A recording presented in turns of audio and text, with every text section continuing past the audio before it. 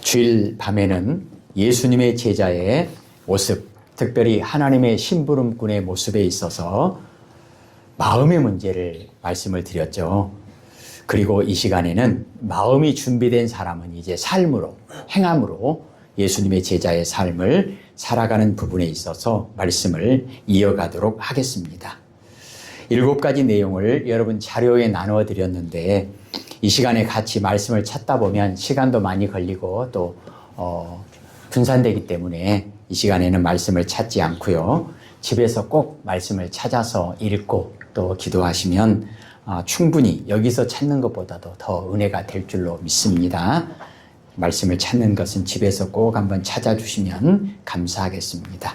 오늘 이 시간에 읽었던 신명기 6장 내용은 이제 예수님의 제자로 살아가는 사람, 첫 번째 내용이 뭐냐면 하나님의 말씀을 사랑하고 말씀을 따라가는 그런 삶입니다. 이것이 예수님의 제자의 삶입니다.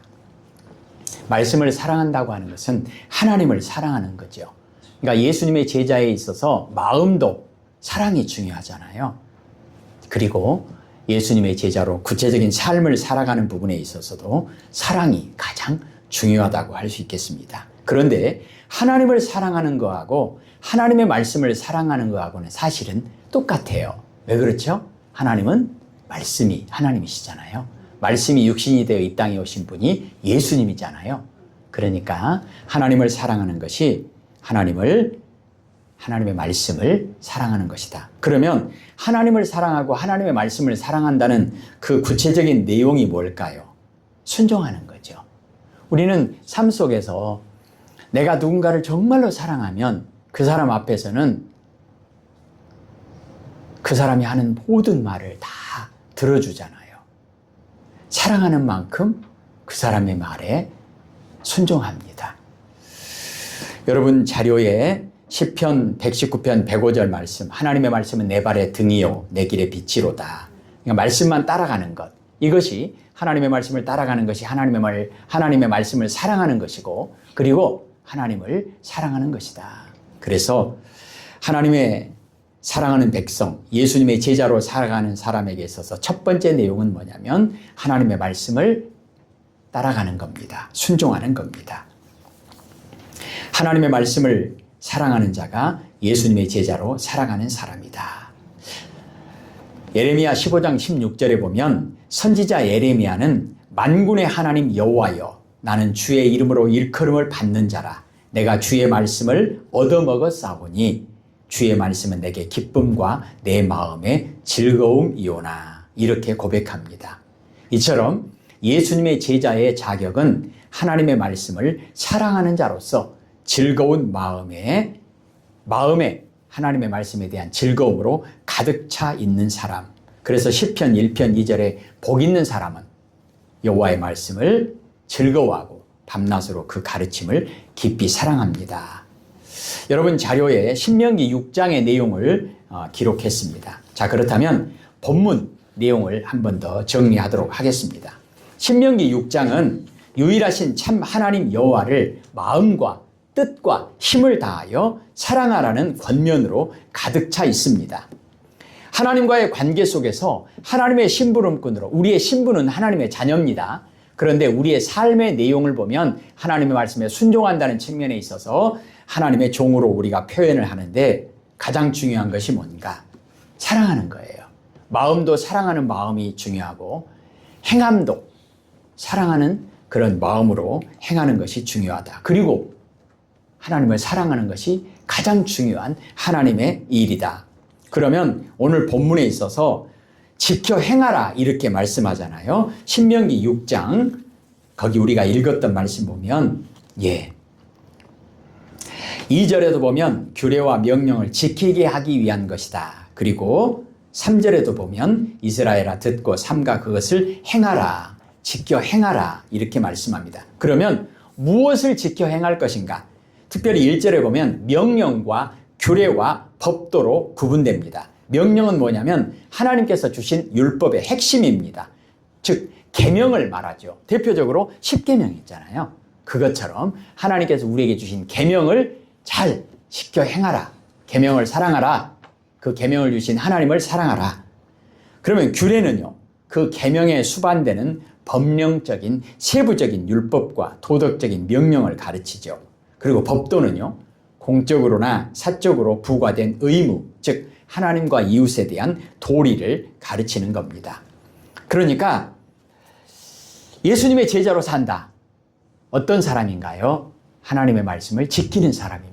명령과 규례와 법도를 지키는 사람. 그럼 누가 지킬 것인가? 2절에 너와 내 아들과 내 손자가 하나님의 말씀을 지켜 행하라. 이렇게 말씀합니다. 다시 말하면 현 세대와 다가올 세대가 모든 자들이 하나님의 말씀을 지켜 행해야 한다는 것입니다. 비록 시대가 변하고 가치관이 변하고 문화가 변한다 해도 하나님의 말씀은 영원히 변치 않습니다. 하나님은 변함없는 분이잖아요. 하나님의 말씀도 변함이 없습니다. 평생에 듣던 말씀, 주 예수 크신 사랑 늘 말해 주시오. 그런 찬양도 합니다. 믿음의 후손들은 진리의 말씀을 굳게 지켜 행해야 한다는 것입니다. 그러면 왜 지켜 행해야 하는가? 오늘 본문에 나와 있는 내용만 보자면요. 2절 뒷부분을 보실래요? 2절 뒷부분. 규례와 명령을 지키게 하기 위한 것이며 또 내 나를 장구하게 하기 위한 것이라. 생명의 문제라는 거예요. 생명의 문제. 선택사항이 아닙니다. 생명의 문제니까 반드시 지켜야 되겠죠.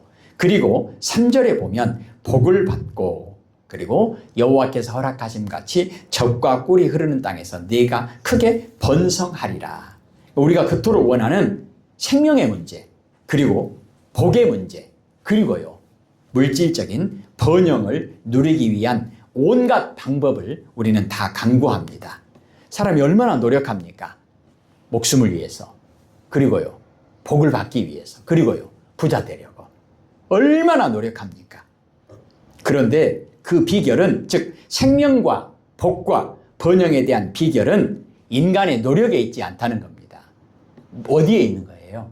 하나님의 말씀에 대한 준행에 있다는 것입니다. 왜 그렇죠? 하나님의 말씀에 준행한다는 이야기는 하나님과 동행한다는 거잖아요. 임마누엘의 축복이 보장되어 있는 것입니다.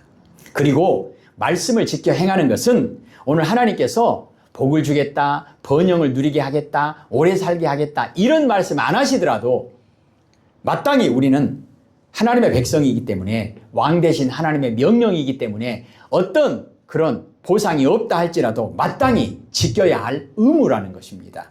그리고 하나님은 우리의 아버지 되십니다. 아버지 되시는 하나님께서, 우리에게 가장 좋은 것을 주시는 하나님께서 우리에게 하시는 말씀이기 때문에 우리는 당연히 지켜야 한다는 것입니다.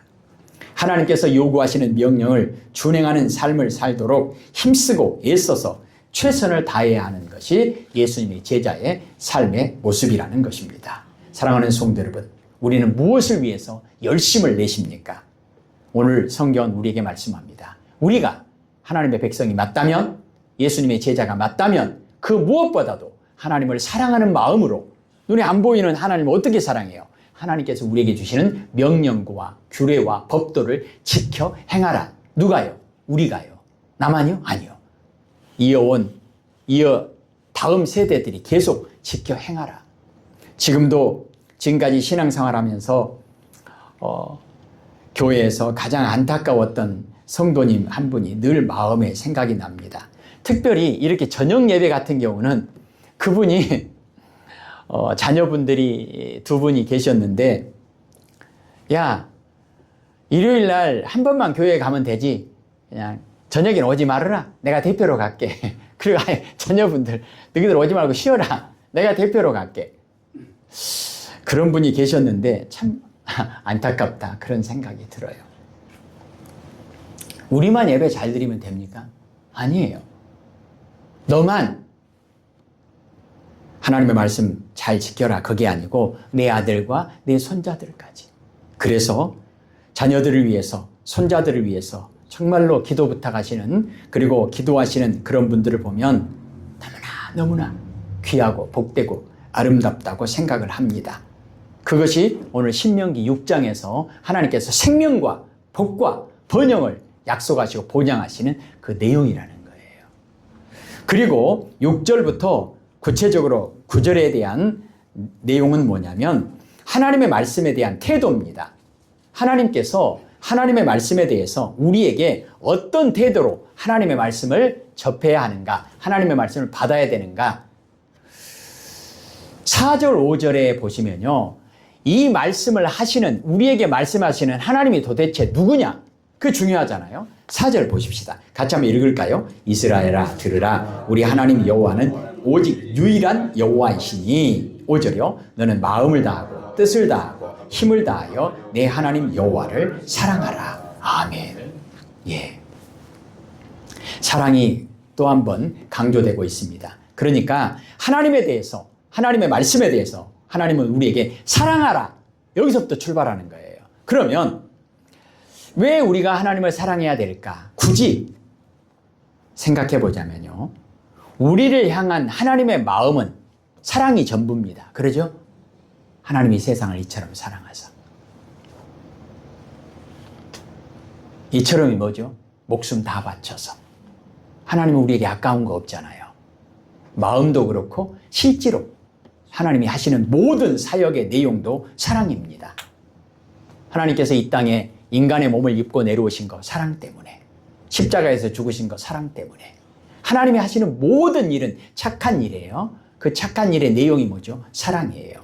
그러니까 하나님이 우리를 향해서, 하나님은 그냥 사랑이 전부예요. 그럼 우리도 마땅히 하나님에 대해서 마음도 어떤 마음이요? 사랑하는 마음.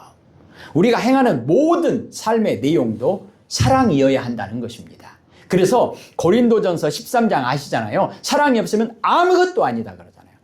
아무것도 아니다. 산을 옮길 만한 믿음이 있고 내 재산을 다 바쳐서 가난한 사람 도와주고 생명까지 다 바쳐서 가난한 사람, 이웃을 도와줘도 사랑이 없으면 아무것도 아니다. 사랑이 전부라는 거죠. 그래서 하나님께서 우리에게 말씀하시는 첫 번째가 뭐죠? 그게 가장 기본이잖아요. 기초가 뭡니까? 사랑하라.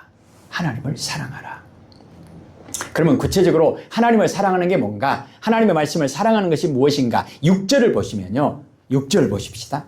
읽을게요. 오늘 내가 네게 명하는 이 말씀을 너는 마음에 새기고 마음에 새기고 마음에 새기고. 우리는 성경에서 마음을 밭으로 표현하잖아요. 그래서 60배, 100배, 30배 열매를 맺게 해주려고. 우리 이제 봄이 되니까 이제 막 해가 뜨고 그러니까 막 땅속에서, 아직은 눈에 확연하게 보이진 않지만 땅속에서 얼마나 열심히 이제 막 올라오려고 막 몸부림을 치죠. 그뿐만이 아니라 농부들은 올해 이 밭에다 뭘 심어야 되겠다, 이 논에다 뭘 심어야 되겠다, 지금 열심히 계획합니다. 저도 막 이제 화분에다 뭘 심어야 되겠다, 뭘 심어야 되겠다, 정신없어요 이제. 그런데 원리가 뭐냐면, 논이나 밭은요 사실은 그냥 땅으로 있을 때, 그냥 흙으로 있을 때는요 그냥 논밭이에요. 근데 고추를 심으면요 고추밭입니다. 인삼을 심으면요 인삼밭입니다. 그러잖아요. 어떤 씨와 어떤 모종을 심느냐에 따라서 이름이 달라지잖아요. 고추밭, 그렇잖아요. 배추밭. 어떤 씨앗을 품고 있느냐에 따라서 이름이 달라지고 가치가 달라집니다.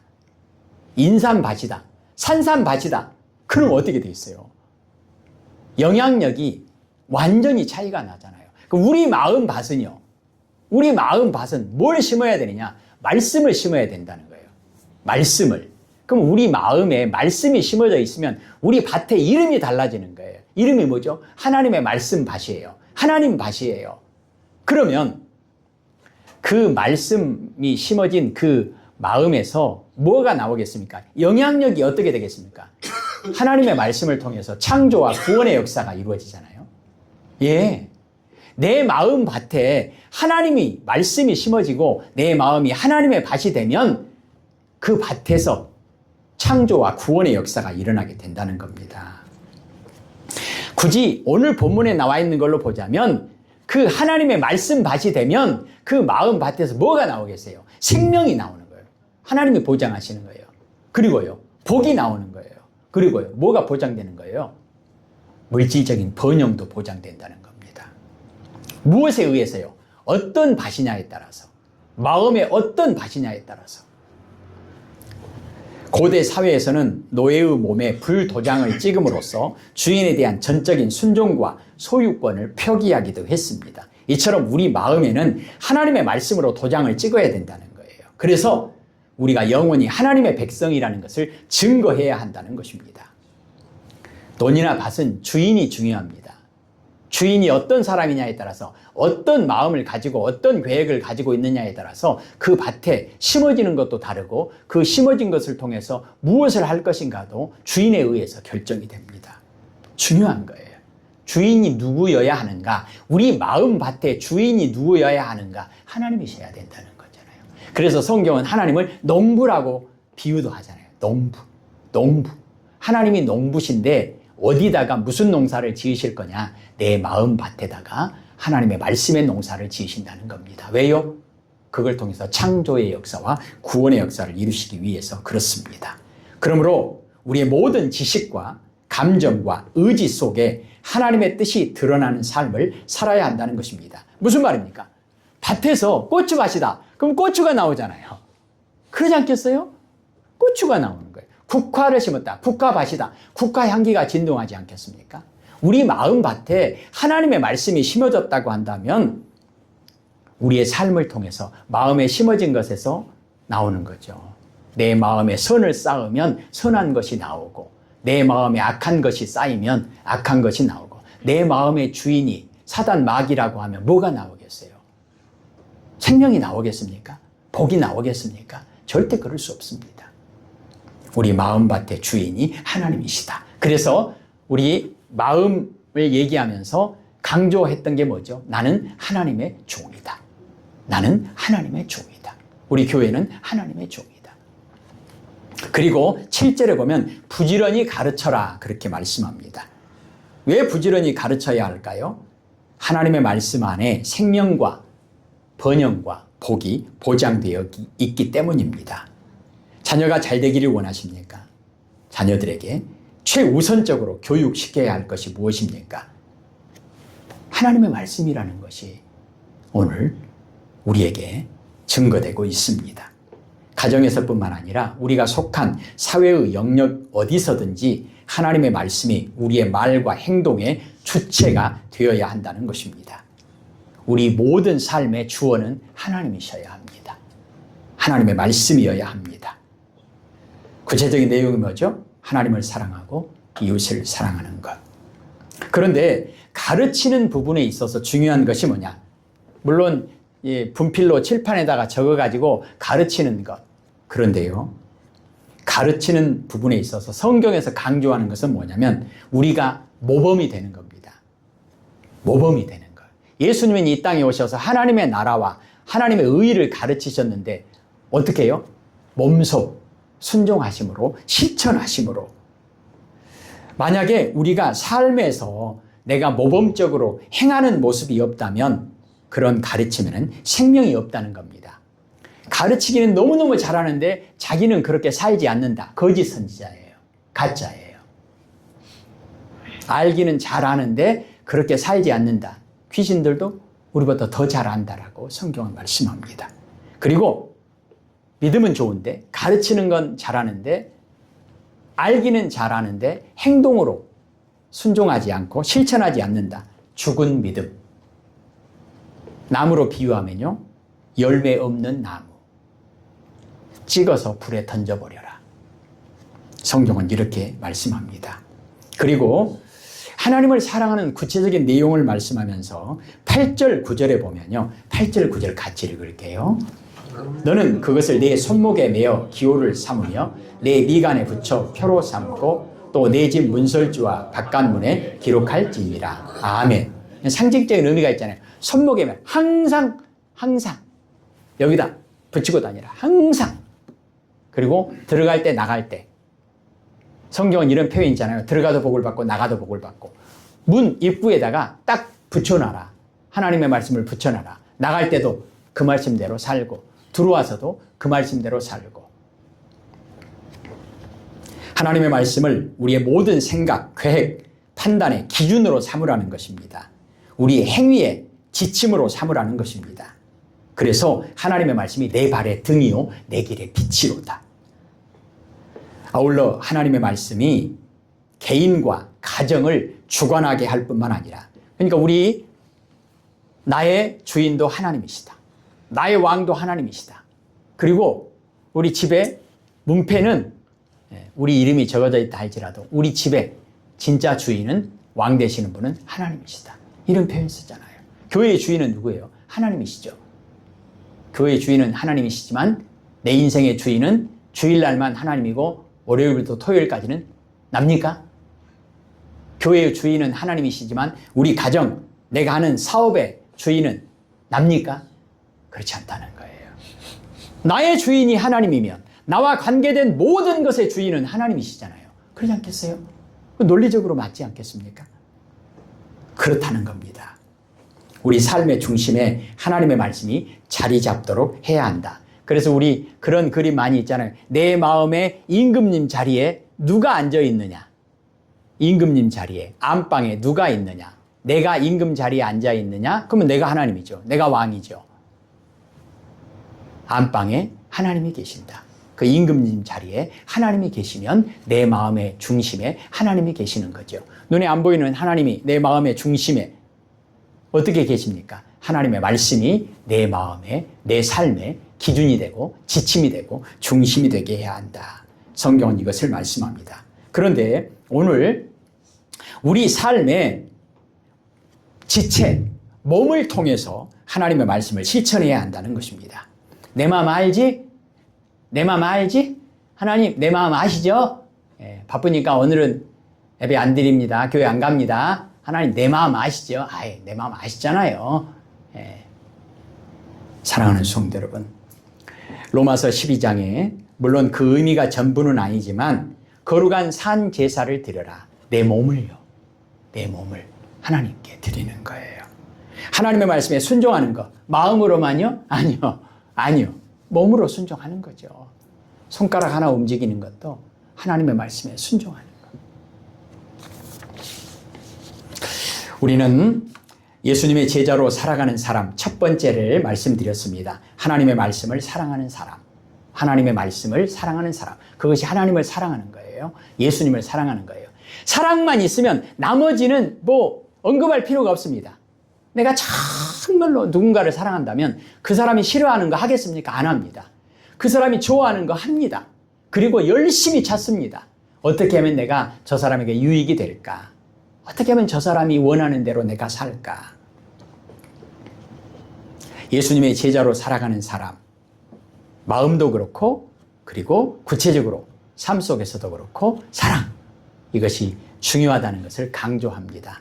그리고 몇 가지만 나눠드린 자료 내용만 말씀을 드리면 두 번째가 뭐였죠? 종의 마음을 가진 자라는 거죠. 겸손한 마음, 종의 마음. 성경은 마태복음 20장 28절과 마가복음 10장 45절에 예수님께서 이 땅에 오신 목적을 말씀하시면서 내 목숨을 다 바쳐서 섬기려고 왔다. 섬기는 것은 종이 하는 일이잖아요.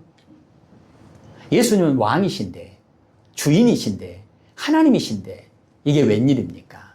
섬김을 말씀하고 있습니다. 목숨을 다 바쳐서 섬기는 겁니다. 이것이 예수님께서 우리에게 보여주신 하나님의 사랑의 모습, 그리고 하나님께 순종하는 그런 사람의 모습입니다. 성경은 원리를 말씀하면서 마태복음 20장 28절을 말씀드렸는데 그 앞부분에 26절부터 27절까지는 이렇게 말씀합니다. 너희 중에 크고자 하는 자는 너희를 섬기는 자가 되고 너희 중에 누구든지 으뜸이 되고자 하는 자는 너희의 종이 되어야 하리라. 하나님께서 약속하신 게 뭐죠? 겸손하게 섬기는 자를 하나님이 높여주신다잖아요. 종의 마음, 이것이 예수님의 제자로 살아가는 사람의 모습입니다. 사도 바울은 예수님이 사도 바울에게 있어서 주인이었잖아요. 그러면 사도 바울은 예수님을 주인처럼 모시고 예수님 앞에서 종의 자세로 섬겼습니다. 예수님에게만 그랬습니까? 아니에요. 사도 바울은 많은 교회를 개척하고 많은 교회와 성도들에게 자기 자신에 대해서 그 사람들과 교회와 성도들과의 관계에 있어서 자기를 항상 어디에 뒀냐면 나는 교회의 종이다. 나는 성도님들의 종입니다. 요즘으로 적용하면요. 목사는 교회와 성도님들이 종으로 살아야 합니다. 그런 마음뿐만 아니라 실제로도. 예수님은 종의 마음으로 하나님을 섬겼을 뿐만 아니라 교회와 성도들을 그리고 우리들을 위해서 예수님은 섬김의 모습을 모범으로 보여주셨습니다. 심지어 죄인들을 위해서 예수님이 목숨을 다 바쳐서 대속제물 되셨습니다.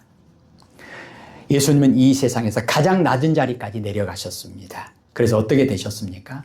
부활하시고 승천하실 때 죄와 사망 권세를 이기시고 하나님께서 가장 높은 곳으로 다시 올려주시는 그 예수님에 대해서 말씀하면서 우리에게도 똑같은 원리를 말씀하고 있습니다. 사실은 하나님이 높여주신다고 하니까 그거 바라보고 그 상을 바라보고 내가 지금 나를 낮추는 겁니까? 그게 아니고 우리는 사실은 사도 바울이 고백한 것처럼 나는 하나님 앞에서뿐만 아니라 모든 교회와 성도들에게 종의 마음으로 섬김의 모습으로 살아야 한다. 이것이 예수님의 제자의 삶입니다. 사실은 이런 마음이 있어야 하나님의 심부름꾼으로 제대로 생활할 수 있지 않겠습니까? 그리고 세 번째는 자기 생활에 얽매이지 않는 자라야 한다. 이것을 성경은 군인의 비유를 했습니다. 디모데후서 2장 4절에 보면 군사로 다니는 자는 자기 생활에 얽매이는 자가 하나도 없나니 이는 군사로 모집한 자를 기쁘게 하려 함이라. 예를 들어서 우리가 군인이 되면요. 군대 딱 가면요. 몸이 군대 가잖아요.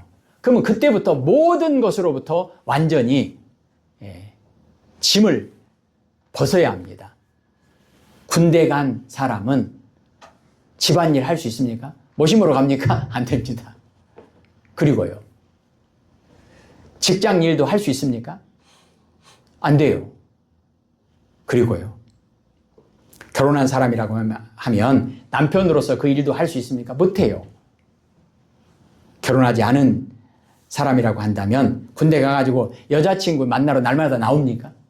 여자친구한테 날마다 전화합니까? 여자친구 문제 생길 때마다 그거 가서 해결해 줍니까? 그럴 수 없는 거예요. 우리는 생활에 얽매이는 자가 되지 않아야 한다. 하나님께서 창세기 12장 1절에 아브라함을 부르실 때 그렇게 말씀하시잖아요. 아브라함아, 이제부터 너는 내 나라와 내 친척과 내 아버지의 집을 떠나 내가 너에게 보여줄 땅으로 가라.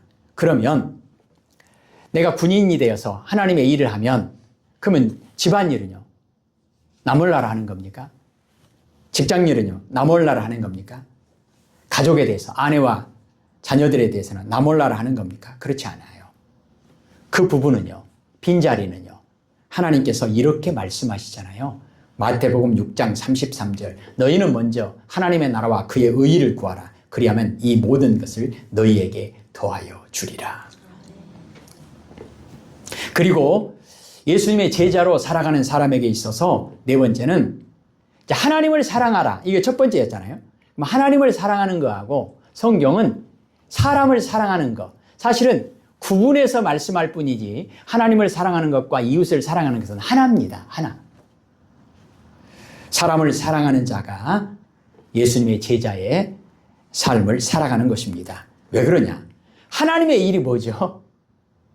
하나님의 일이 하나님을 사랑한다 그러니까 눈에 안 보이는 하나님만 사랑하고 하나님만 섬기는 겁니까? 아니요. 하나님이 우리에게 부탁하시고 명령하신 모든 일은 다 뭐죠? 사실은 사람을 사랑하는 거잖아요. 그것이 하나님의 일이에요. 그것이 심부름꾼이에요. 김종학 목사를 말씀드렸는데 사랑하는 종아, 네가 사람들에게 가서 내가 사람을 세상을 사랑한다는 거 네가 좀 전해줄래? 사람을 사랑하는 것. 그 일이 심부름꾼이 해야 하는 일입니다. 그래서 요한 1서 4장 10절에 보면 사랑은 여기 있으니 우리가 하나님을 사랑한 것이 아니요 오직 하나님이 우리를 사랑하사 우리 죄를 위하여 화목제로 그 아들을 세상에 보내셨음이라. 경건이라고 하는 말은 하나님을 닮는다는 말입니다. 경건이 이렇게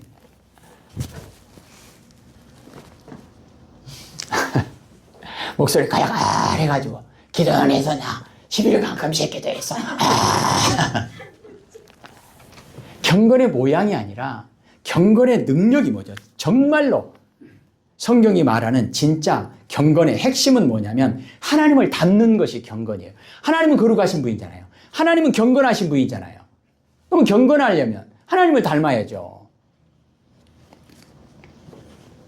하나님은 어떤 분이죠? 하나님을 한마디로 말하면 뭐죠? 하나님은 사랑이시라. 하나님이 누구를 사랑하는 거예요? 세상을 이처럼 사랑하사. 하나님이 누구를 사랑하는 거예요? 죄인을 사랑하시는 거예요. 하나님이 누구를 사랑하시는 거예요? 나를 사랑하시는 거예요. 하나님이 누구를 사랑하는 거예요? 원수를 사랑하는 거예요. 그래서 정말로 경건한 사람은 어떤 사람인가? 하나님을 닮은 사람이에요. 하나님의 뭘 닮는 거죠? 하나님은 사랑이시라. 하나님은 사랑이시라. 구체적인 내용은요. 예수님의 성육신.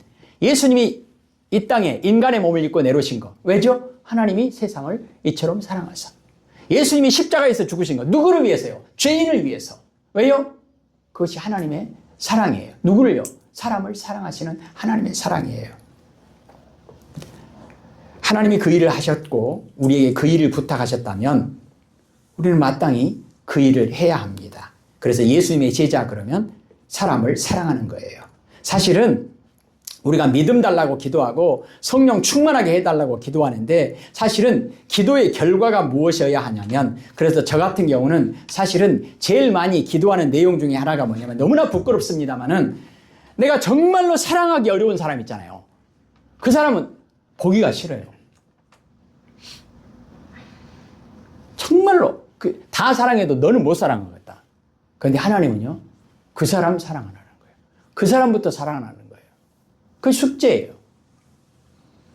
그래서 미운 사람, 사랑하기 어려운 사람, 이 사람을 사랑하는 것이 사실은 그것이 경건의 핵심이고 그것이 하나님께서 우리에게 부탁하신 하나님의 일에 어떻게 보면 가장 중요한 것이라고도 할 수 있습니다. 그래서 가장 많이 기도해야 될 내용 가운데 하나가 저 같은 경우는 그겁니다. 정말로 사랑하기 어려운 사람을 사랑하게 해달라고. 마음이 안 되니까 사랑하는 마음 달라고. 그리고 예수님의 제자로서의 살아가는 사람의 모습을 이야기하는 게 뭐냐면 육체를 신뢰하지 않는 겁니다. 육체를 신뢰한다고 하는 것의 대표적인 것은 나를 신뢰하는 거예요. 나를 믿느냐 하나님을 믿느냐 그거예요. 그런데 성경은 처음부터 끝까지 뭐라고 말하죠? 나를 믿으라고 얘기합니까? 아니요. 그러면 나는 가난하고 나는 뭐 부자도 아니고 나는 뭐 내세울 만한 것도 없고 나는 지위도 낮고 그러니까 나는 의지할 만하지 않으니까 나는 의지하지 않더라도 권력 있는 사람, 부자들 그걸 의지하라고 합니까? 아니요. 도울 힘이 없는 방백들을 의지하지 말라. 내가 눈을 들어 산을 보니 나의 도움이 어디서 올까? 나의 도움이 동쪽에서 옵니까? 서쪽에서 옵니까? 산에서 옵니까? 바다에서 옵니까? 아니라는 거예요. 나의 도움은 천지를 지으신 여호와 하나님에게서로다. 그래서 성경은 우리에게 한 번도 하나님이 아닌 그 어떤 것도 의지하라고 말씀하시지 않습니다. 하나님을 의지하는 것, 이것이 최선의 방법이라는 것입니다.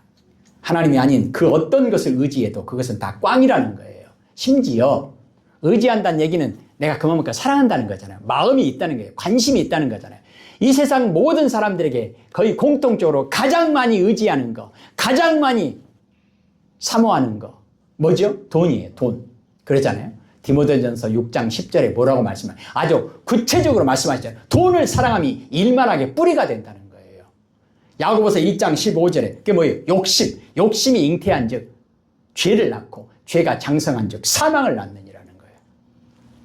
그러니까 하나님이 아닌 다른 것을 의지하는 것은 아무것도 아니라는 거예요. 다윗이 골리앗 앞에 나갈 때 객관적으로 보면 백전백패 아닙니까? 싸움 대상도 안 했어. 뭐 싸울 상대도 안 됩니다. 그런데 다윗이 승리했잖아요. 어떻게 해요? 다윗이 고백하잖아요. 골리앗에게 너는 칼과 단창으로 무장하고 나한테 오지만 나는 만군의 여호와의 이름으로 너에게 간다. 나는 하나님을 의지하고 간다. 승리의 비결은 거기에 있습니다. 목사님, 그 성경 이야기고 그건 다윗 이야기고 그 몇천 년 전의 이야기인데 그걸 지금 우리한테 써먹으려고요. 지금은 안 맞아요. 그래요? 아니에요. 그런데 우리는 설교 시간에나 그래 성경에 나온 얘기고 그냥 목사님이 하는 얘기지 그렇습니까? 아니에요. 예수님께서 마지막에 기도하신 내용이 뭐죠? 누가복음 23장 46절이잖아요. 십자가에서 죽으시면서 내 영혼을 아버지 손에 맡깁니다. 잘했습니까? 최고죠. 그리고 예수님의 제자로 살아가는 사람에게 있어서 자기 생활을 훈련할 줄 아는 자라는 것입니다. 훈련에 있어서 누가 나를 훈련시킬 것인가? 무엇으로 나를 훈련시킬 것인가? 대표적으로 하나만 얘기하자면 디모데전서 3장 15절, 16절, 17절 내가 어려서부터 성경을 알았나니 성경이 뭐예요? 하나님의 말씀이 나를 교훈하고 훈련해가지고 나를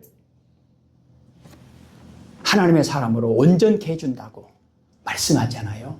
시편 119편 9절에 보면 청년이 무엇으로 그의 행실을 깨끗하게 하리이까? 무엇으로 훈련할 수 있을까?